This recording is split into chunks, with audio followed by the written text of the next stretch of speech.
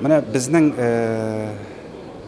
язмыш кешеләренә республиканың яңа тарихы белән янә шатларга туры килде.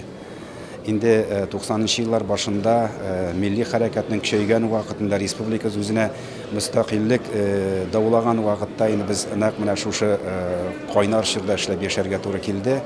Һәм республикабызның шул елларда үткән тарихы, үзгәрешләр, матур үзгәрешләр бигрәк тә, аның кыю текә үсеше, үзенең ныклыгын арттыра баруы, хәтта зур дәүләтебез ныклыгы өчен никадәр хезмәт итүе безнең күз алдыбызда. Шуңа күрә Татарстан белән без генә түгел, бөтен зур Россия дәүләте шатланырга, куанырга тиеш һәм әлбәттә аның кадерен белергә тиеш дип әйтик инде.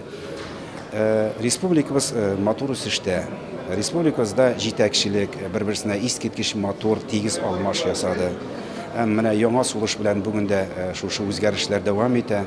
Ул барысы да халкыбызның киләчәк матур тормышы өчен.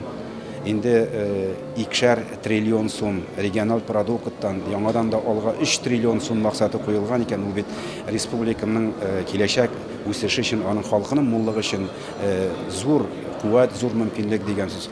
Киләчәктә илне көнне куандырып шулай муллыкта, куанычта яшәргә язсын халкыбызга, бәйрәм белән барлык халкыбызны.